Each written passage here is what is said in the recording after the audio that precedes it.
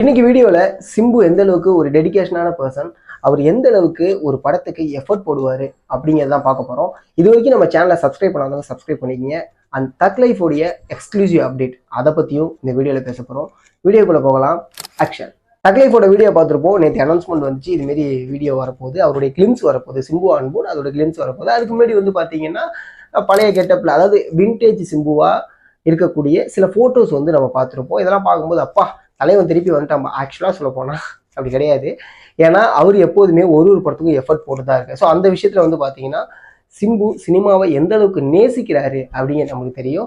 Like நம்ம தக் லைஃப்குள்ள வந்தோம் அப்படின்னா ஃபோட்டோஸ் பார்த்துருப்போம். ஃபோட்டோஸ் பார்த்ததுக்கப்புறம் ஓகே இதை பற்றின ஒரு கிளிம்ஸ் தான் வரப்போகுது அப்படின்னு பார்த்தா இன்னைக்கு கிளிம்ஸ் வெடிச்சிடுச்சு. ஏன்னா இது இது என்ன ரேஞ்சில் இருக்கு அப்படின்னு பார்த்தா ஒரு மாதிரி ஸ்வாகா அவருக்குன்னு உண்டான ஒரு தனி ஸ்டைலில் சிம்பு அப்படியே கார் எடுத்துட்டு வர. அந்த கார்ல பாத்தீங்கன்னா பார்டர் பேட்ரோல், அந்த கார் எடுத்துட்டு வராரு.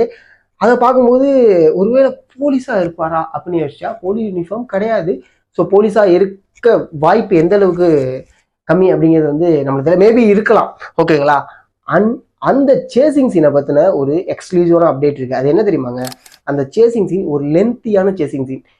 இது இந்த லென்த்தி ஷாட்டும் சிம்பு மணிரத்னமும் அப்படின்னு சொல்லிட்டு ஒரு விஷயத்தை எதிர்பார்க்கலாம். செக்கச்சிருந்த வானம் பார்த்துருப்போம். அதுலேயும் ஒரு சேசிங் சீன் இருக்கும். சிம்புக்காகவே எக்ஸ்க்ளூசிவாக எடுத்திருப்பாங்க. லென்த்தியாக, அதாவது ஒரு லென்த்தி சேசிங் சீன் தான். ஓடி வந்துகிட்டே இருப்பேன். அந்த சீனை பற்றி சிம்பு ஆல்ரெடி ஒரு விஷயத்தில் ஸ்டேஜில் பேசியிருப்பாரு. செக்கச்சிருந்த வானம் அப்போ நான் ஓடும் போது எனக்கு மூச்சு திணறிடுச்சு. ஸோ அந்த அளவுக்கு நான் வெயிட் போட்டேன் அப்படிங்கிற விஷயம் ரொம்ப வருத்தப்பட்டு சொல்லியிருப்பேன். அகெயின் அங்கேருந்து கட் பண்ணால் எங்கே ஒரு lengthy chasing scene in car ஓட சொல்லியிருந்தாலும் ஓடி இருப்பாரு. ஏன்னா மாநாட்டில் நம்ம பார்த்தோம் எந்த அளவுக்கு அவர் எஃபர்ட் போட்டிருப்பாரு அப்படின்னு சொல்லிட்டு.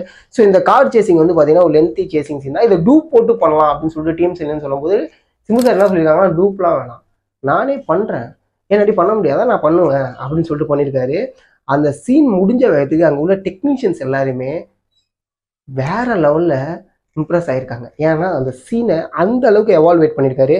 ஆக்சுவலாக மணிரத்னம் சார் ஒரு சீனை எந்த அளவுக்கு எடுக்கணும் அப்படிங்கிறத ஒரு பிளான்ல வச்சிருப்பாரு. இந்த சீன் இந்த ரேஞ்சில் இருக்கணும், இதை தாண்டி எங்கேயும் போகக்கூடாது, இது குறைவலாகவும் இருக்கக்கூடாது, நான் என்ன கற்பனை பண்ணிருக்கணும் அதான் வரணும் அப்படின்னு. ஆக்சுவலா அந்த விஷயத்துல சிம்புவும் அப்படிதான். ஏன்னா ஒரு சீன்னா இப்படிதான் இருக்கணும், இந்த சீனை இப்படிதான் என்ஜாய் பண்ணுவாங்க, இதை தாண்டி நடிக்க கூட இந்த அளவுக்கு தான் அதை கொண்டு போகணும் அப்படின்னு சொல்லிட்டு பண்ணக்கூடியவர் தான் சிம்பு. ஸோ மணிரத்னம் அண்ட் சிம்பு இந்த காம்போ இருக்குல்ல, இது ஆல்ரெடி நம்ம பார்த்த காம்போ, ஆல்ரெடி ஒர்க் அவுட் ஆன ஒரு காம்போ. ஏன்னா அவங்க ரெண்டு பேருமே அவங்களுக்கு உண்டான ஒரு விஷயத்துல ரொம்ப கான்ஃபிடண்டா பண்ணிட்டு இருப்பாங்க. ஸோ அந்த வகையில இந்த தக் லைஃபோட அப்டேட் பார்க்கும்போது தெரிஞ்சிருக்கும் எந்த அளவுக்கு இம்ப்ரெசிவா பிளாஸ்டா இருந்துச்சு அப்படின்னு சொல்லிட்டு. அண்ட் ராஜஸ்தான்ல பண்ண எல்லா சீக்வன்ஸுமே பாத்தீங்கன்னா செமையா வந்திருக்கு அப்படிங்கிற விஷயமே சொல்லியிருக்காங்க.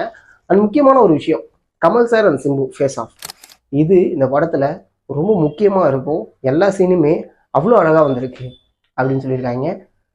ஒரு விஷயத்த எடுத்து பார்ப்போம். தக் லைஃப்ல சிம்பு ஆல்ரெடி RKFIல ஒரு படம் பண்ணிட்டு இருக்காரு. அது நம்மளுக்கு தெரியும். தேசிங்க பெரியசாமியோடைய படம் தான் அது. அந்த படத்துல கூட இன்னும் டைட்டில் வைக்கல, பட் ஆனால் அந்த படத்துல டபுள் கேரக்டர் அப்படிங்கிற ஒரு விஷயத்த போஸ்டர் மூலியமா சொல்லியிருந்தாங்க. இந்த படத்துல சிம்பு என்ன மாதிரியான ஒரு கேரக்டரா இருப்பாரு அப்படின்னு நம்ம யோசிச்சு பார்த்தோம்னு வச்சுக்கலாம். சும்மா ஒரு கெஸ்ஸிங்ல சொல்றேன். மேபி சிம்பு இன் வில்லன் அப்படின்னா எப்படி இருக்கும் தக் லைஃப்ல? இந்த சைடு கமல் சார், இந்த சைடு சிம்பு, ரெண்டு பேருமே இருக்காங்க. சிம்பு தான் படத்தோட வில்லன்பா அப்படின்னா என்ன லெவல்ல இருக்கும்? சும்மா நம்ம ஒரு கற்பனையா பேசலாம். இது கதையான்னு கேட்டா கிடையாது, இருக்கலாம், அவ்வளவுதான் அப்படின்னு வச்சுக்கலாம். சரிங்களா? அப்படி இருந்துச்சுன்னா எப்படி இருக்கும்? ஆல்ரெடி சிம்பு கிட்ட இந்த வில்லனிசம் இருக்கும். நம்ம கெட்டவனோட போஸ்டர்லாம் பார்க்கும்போது இந்த மாதிரியான ஒரு படம் நடிச்சுட்டா வேற லெவல்ல இருக்கும், இந்த படம் வந்துருச்சுன்னா வேற லெவல்ல இருக்குமே, வரணுமே அப்படிங்கிற ஒரு ஏக்கம் இருந்துச்சுல, அந்த மாதிரியான ஒரு ஸ்வாக் தான். அந்த லாங் ஹேர்ல சிம்பு ஆல்ரெடி நம்ம பார்த்துருப்போம். ஒரு மாதிரி ஸ்வாகா தான் இருப்பாரு, காளையா இருக்கட்டும். அதுக்கப்புறம் இப்ப ரீசெண்டா வந்த படத்தை கூட எடுத்துக்கலாமே, 10 தலை, அப்புறம் வெந்து தினது காடு, இது ரெண்டுத்துலயுமே இருக்கக்கூடிய அந்த லாங் ஹேர் கேட்டப்லாம் பார்க்கும்போது பார்த்தீங்கன்னா ஒரு மாதிரி ஸ்வாகா இருக்கும், ஒரு மாதிரி கேங்ஸ்டர் லுக்ல தான் இருப்பாரு. ஆனா ஏன்பா அவர் போலீஸ் வேன்ல வராரு அப்படின்னு கேட்டா மேபி போலீஸா கூட இருக்கலாம், இல்லைன்னா அதுக்கு முன்னாடி சேசிங் சீனுங்கனால மேபி இப்படி இருந்திருக்கலாம். என்னன்னா போலீஸோட காரை எடுத்துட்டு சேஸ் பண்ணிட்டு போயிட்டு இருந்தா இப்படி இருக்கும். சும்மா கரையா தான் சும்மா அப்படி சொல்லிட்டு இருக்கேதான். அப்படி இல்லை, சிம்பு சார் தான் கமல் சாருக்கு பையன் அப்படிங்கிற ஒரு விஷயமா இருந்துச்சுன்னா வேற மாதிரி இருக்கும்ல. ஸோ இதுமாதிரி எக்ஸ்பெக்டேஷன் அங்கங்க த்ரோ பண்ணலாம். பட் சிம்பு எந்த அளவுக்கு டெடிகேஷனா இருக்காரு அப்படிங்கிற நம்ம பார்க்கணும். ஓகே, நான் வெயிட் போட்டேன், அதனால என்ன, என்னாடி உரைக்க முடியாதா, என்னாடி எஃபர்ட் போட முடியாதா, எஃபர்ட் போட்டார், வெயிட்டை குறைச்சாரு, அடுத்தடுத்து பிளாக் பஸ்டரு. என்றைக்குமே சிம்பு தான். சிம்புக்கு உண்டான ஸ்டைல் சிம்புக்கு மட்டும்தான். அவர் என்றைக்குமே ஒரு ட்ரெண்ட் செட்டர் தான் அப்படிங்கிற விஷயத்த ஒரு படத்துலையுமே நிரூபிச்சுட்டே இருந்தார்.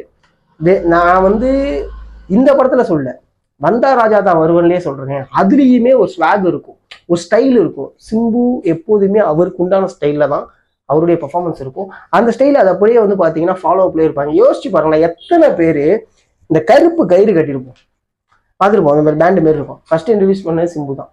மேலே பேண்டு போட்டது ஃபர்ஸ்ட் இன்ட்ரடியூஸ் பண்ணது சிம்பு தான். யோசிச்சு பாருங்க.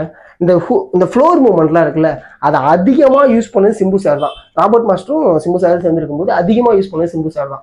ஸோ இத்தனை விஷயங்கள் வந்து பண்றாரு அப்படின்னா, ஜஸ்ட் லைக் தட் சினிமா. நிறைய பேர் சொல்லுவாங்க சிம்புட்ட அது பழைய உருட்டு தான், ஆனால் இன்னும் 4 பேர் உருட்டிட்டு இருக்காங்க, சிம்பு சார் வந்து கரெக்டாக கைத்துக்கு வர மாட்டாரு அப்படின்னு சொல்லிட்டு.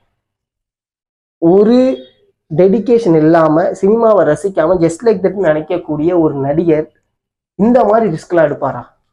இந்த படத்துல டூப்புங்க, இதுக்கு முன்னாடி உள்ள படத்துல டூப், இந்த படத்துல டூப் போடல, இதுக்கு முன்னாடி உள்ள படத்துல டூப் போட்டுருந்தா அப்படின்னு கேட்டா, ஆக்சுவலா சொல்ல போனா நிறைய ரிஸ்கி ஷாட்ஸ் வந்து சிம்பு சார் பண்ணியிருக்காரு. நம்ம நிறைய படங்கள் எடுத்து பார்த்தோம்னு வச்சுக்கோங்க, அதுல நிறைய ரெஃபரன்ஸ் இருக்கும். சும்மா ஜஸ்ட் லைக் தட் அப்படிங்கிற மாதிரிலாம் இருக்காது. ஏன்னா டூப் போட்டு ஓட விட்டுருக்கலாம், செக்கச்சி வந்தவன் ஒரு சீன் டூப் போட்டு ஓடிக்கலாம், ஓடலையே. நம்ம வெயிட் போட்டிருக்கேன், பரவாயில்ல, நான் எஃபோர்ட் போடுறேன், என்னுடைய ரசிகர்கள் என்னோட ரசிக்கிறாங்க, என்னோட ரசிகர்கள் வந்து என்னை நம்புறாங்க அப்படிங்கும் போது அவங்களுக்கு நான் உண்மையா இருக்கணும்னு சொல்லிட்டு ஒரு படத்துக்கும் எஃபர்ட் போட்டு தன்னை மேம்படுத்திக்கிட்டே இருக்காரு. என்னதான் சின்ன வயசுல நடிச்சு சின்ன வயசுலயே வந்தாலுமே அவருக்குன்னு தனி ஒரு ஸ்டைலை உருவாக்க சாதாரணமான விஷயம் கிடையாது. அப்பாவுடைய பேக்ரவுண்ட்லாம் இவருக்கு சொல்லவே முடியாது. ஏன்னா இவருடைய ஸ்டைல் அண்ட் பேட்டர்ன் வேற, டிஆர் சாரோட ஸ்டைல் அண்ட் பேட்டர்ன் வேற.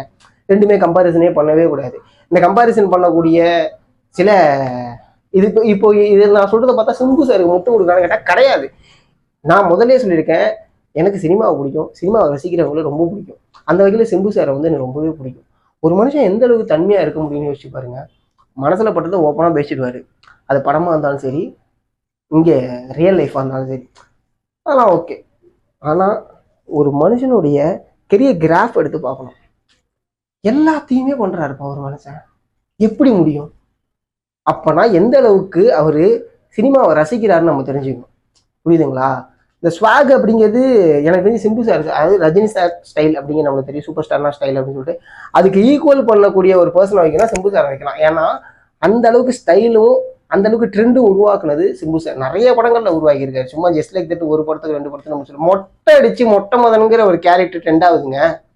இந்த ஹேரை இப்படி வச்சிருப்பாங்க, ஓகேவா? மன்மதன் படம் நினைக்கிறேன், ஐ திங்க் ஸோ. அது ட்ரெண்டு. நிறைய விஷயங்கள் வந்து பார்த்தீங்கன்னா ட்ரெண்டுன்னு சொல்லிட்டு ட்ரெண்டு உருவாக்குனது சிம்பு சார் தான். ஸோ அந்த வகையில் இன்னைக்கான அப்டேட் வந்து நம்ம பார்த்தது தான். டக் லைஃப் உடைய ஷார்ட்ஸ் வந்துச்சு, லாஸ்ட் ஆனிச்சு. அதில் அவர் பண்ணியிருக்கக்கூடிய மிகப்பெரிய விஷயம், டூப் போடவே இல்லை, ஓன் ரிஸ்கில் பண்ணியிருக்காரு. அது ரொம்ப பெரிய ஒரு லென்த்தி சேசிங் சீன். அது படத்தில் பார்க்க எந்த அளவுக்கு பிரம்மாண்டமாக இருக்கும் அப்படின்னு சொல்லிட்டு யோசிச்சிங்க. அண்ட் இதே மாதிரியான நிறைய வீடியோஸை பார்க்க நம்மளுடைய சேனல் ஆக்ஷன் கட் வித் சதீஷை மறக்காமல் சப்ஸ்கிரைப் பண்ணுங்க.